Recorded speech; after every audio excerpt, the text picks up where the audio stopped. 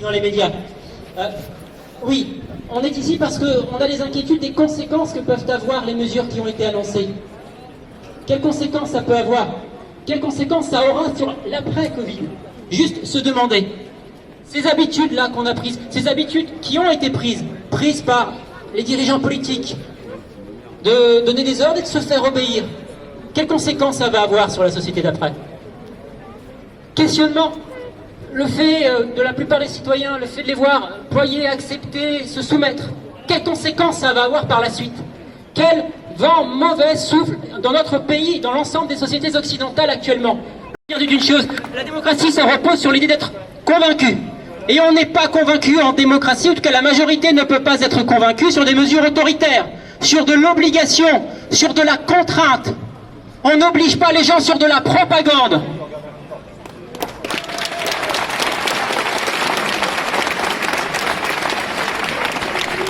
Nous sommes ici également parce que, au-delà de ces dimensions donc de, questionnement sur notre situation politique, on s'inquiète aussi des conséquences de tout ce qu'on peut entendre. Les politiques, ceux qui nous dirigent actuellement, ils soufflent un vent mauvais, un vent de mépris et qui disséminent au travers la population. Je veux dire, peut-être avez-vous vu ces images sur BFM d'un pompier, on ne va pas le blâmer, mais je crois que c'est assez marquant de ce que font ces politiques et leurs éléments de langage. Vous l'avez peut-être entendu, il tient un centre de vaccination, il a devant lui notre bien-aimé Gabriel Attal, le porte-parole du gouvernement. Et donc le pompier, donc il explique que les récalcitrants arrivent, ils vont enfin se vacciner, et puis voilà, on arrive au fond de la cuve. C'est l'expression qui est utilisée. Alors on ne blâmera pas ce personnage, parce qu'au fond, qu'est-ce qu'il a voulu dire? Il a voulu simplement dire au ministre qui était devant lui, vous voyez, j'accepte ce que vous me dites. Je me mets à utiliser votre terme. Parce que oui, vous savez les termes qu'ils ont utilisés, vous savez les SMS qui ont pu être échangés.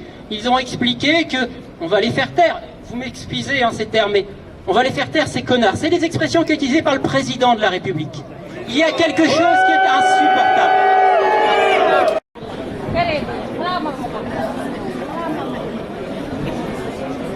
Résistance à la tyrannie.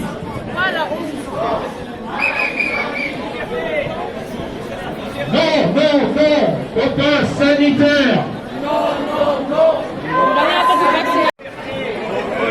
De tyrannie, l'étendard élevé, l'étendard sanglant élevé. Entendez-vous dans le campagne rugir ces forces soldats? Et bon.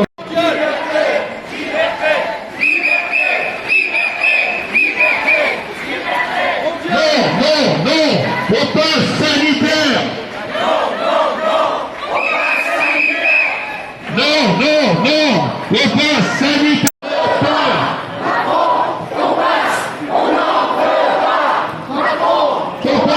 On n'en veut pas.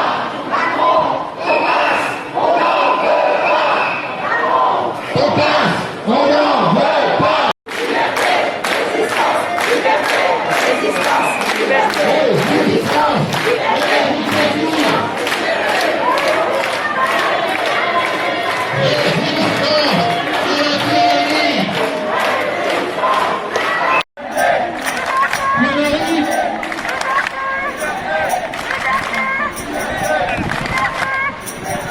Pierre-Marie, on t'attend devant, Pierre-Marie.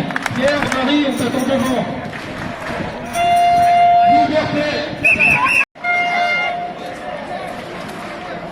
Non, non, non, on passe par vacciné. Non, non, non, on passe par vacciné. Non, non, non, on passe par vacciné.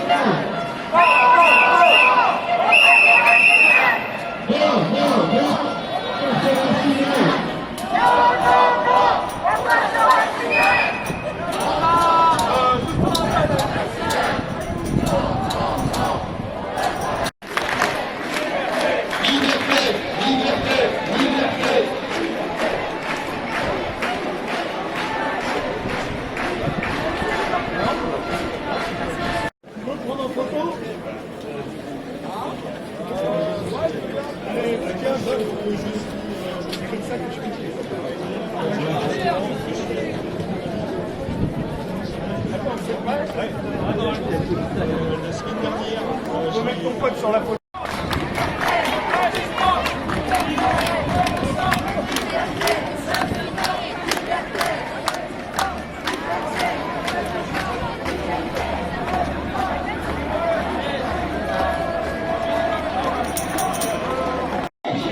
Refuser l'obligation vaccinale et le pass sanitaire et boycotter tous les lieux où ce pass est exigé.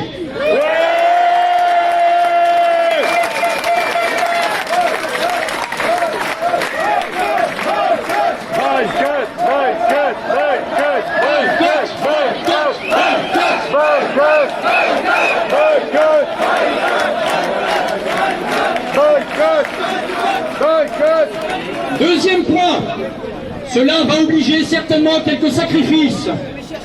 Il faut réduire notre consommation pour frapper l'État au portefeuille.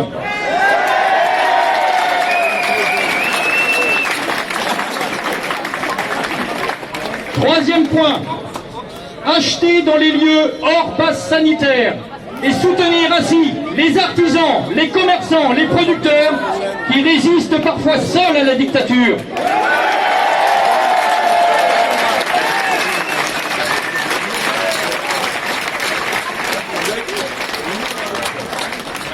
Ensuite, il nous faut fonder des coopératives labellisées hors passe sanitaire en favorisant les circuits courts.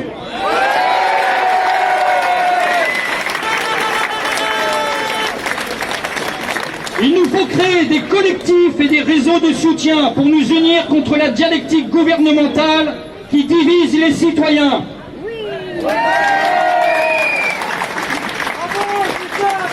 Ensuite, il faut aller voir nos maires, nos députés et nos syndicats. Malheureusement, où sont-ils? Mais où sont-ils?